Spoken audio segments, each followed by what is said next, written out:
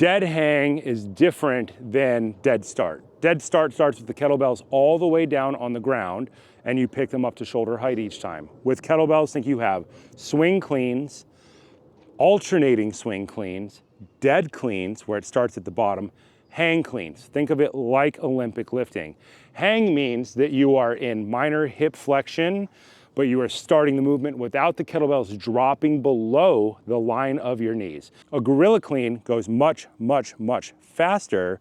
With this exercise, we are coming to a dead stop each time, so we have to learn to expend the energy and learn to line up our structure, breathing, and our movement to efficiently restart the weight each time. Hello, this is Mark Wildman of Wildman Athletica, and today we're going to talk about the double kettlebell hang alternating clean. The names are long because the name contains all the information about what the movement is. Doesn't matter what type of sport you practice, whether or not you play a sport or not, doesn't matter what your age. You should be practicing cleans as some type of your fitness program, at least twice a week for absolutely ever. That means getting weights up to shoulder height. You practice it in the gym with barbell. You practice it with dumbbell. You practice it with sandbags. You practice it with heavy clubs. You practice it every time you go to a job site and you have to pick up a giant beam and lift it up over your head. You practice it on a farm. You practice it in a shop. Cleans are a core fundamental human movement, so you should practice them forever. The difference is a lot of stuff in the gym is symmetrical. That means that the weight is in the center. Think about an Olympic bar. The weight is directly in the center of the weight. This is good because it allows you to learn to lift heavier weights better, faster. The problem is that the world rarely has symmetrical weights that are lifted exactly the same way all the time.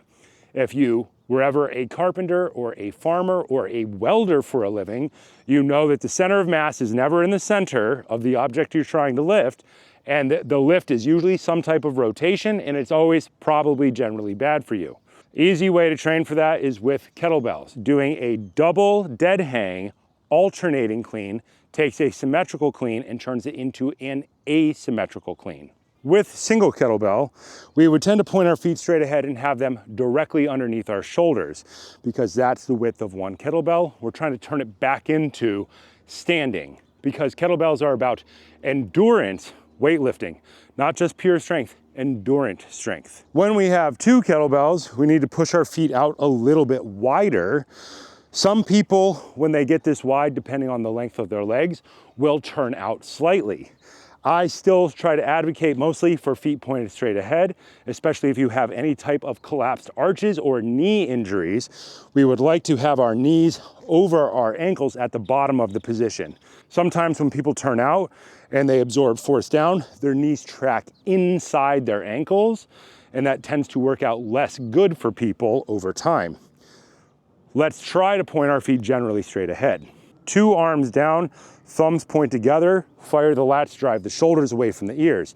At the top of every movement, squeeze the glutes, drive the rib cage down to breathe behind the shield. That means actively engage your core. Go down, track straight up. Pretty standard deadlift, but this is not heavy like a barbell, so we are going to work on complexity instead of more weight. Go down, bring one weight all the way up to our clean position. Our kettlebell clean position is the L of our hand in the L of the kettlebell with our pinky, our wrist, and our elbow in one line. When people come from other types of training, they tend to try to turn this into a dumbbell or a barbell clean catch, and they will find that their wrist hurts over time. Our goal is to line this up like it is a punch with our wrist straight ahead, not with our wrist bent. Gorilla cleans are extraordinarily hard on the heart. This exercise slows us down so we can learn to endure longer. Arm perfectly straight. Use the legs to restart the weight. Get it up to rack position. Absorb down. The heavier the weight, the more you're going to want to use your legs to catch the weight. Return to lockout between each rep. Use the legs, catch. Use the legs, lock out. Use the legs, catch. Use the legs, lock out. Use the legs, catch. Use the legs, lock out. Use the legs, catch. Use the legs, lock out. When you have completed your set, Track the weights straight down, weight back in the heels. The knees should be generally behind the line of the toes. We are not driving forward, we are sitting back. We want to use the big muscles on the back of our body to catch the weight, to absorb force, and then to generate force on the way up. Gorilla cleans are super fast, super fast. And it is an extremely high rep activity. Oftentimes people will do that one with heavier weights and then for much lower sets. Sets of 3, sets of 5, or sets of 1 minute. 1 minute of gorilla cleans, even with light weights, is usually generally pretty awful, no matter who you are. Think of this exercise as going into building our time under tension, our ability to endure under load. So we want to work on longer sets, 2 minutes to 5 minutes, up to 10 minutes. Normally people will start with sets of 3 to 5 to get the rhythm down. They will go up in weight. Once they go up in weight, they'll find their max weight, and then they will go down to 50%, and they will start turning it into time under tension, where they're working 1 rep per X number of seconds.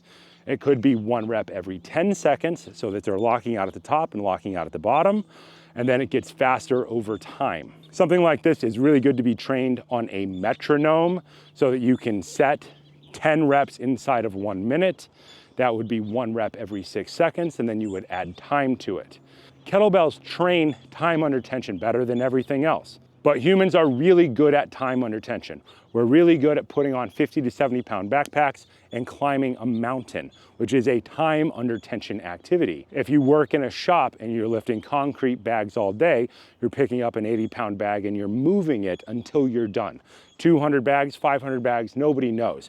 But it is a lift, a rotation, and a carry. Different pieces of equipment do different things really well.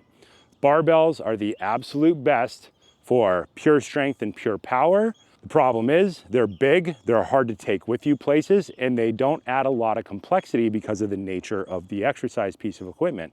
Kettlebells allow you to do things like pick up your weights and go for a 2-mile walk to the top of a mountain, and then allow you to do an infinite number of exercises wherever you are at, different complexity, different timing, different weights every day, so that you can add variety to your life. Variety is the spice of life. Kettlebells do variety and endurance work capacity better than anything else. Endurance is the unification of 3 things: structure, breathing, and movement. Think of kettlebells like Olympic lifting with more complexity. You are never done. You can go up and down in weight forever, and you can change from dead hang to dead stop to swing. You can change the pace, you can change the rhythm, you can change the time under tension.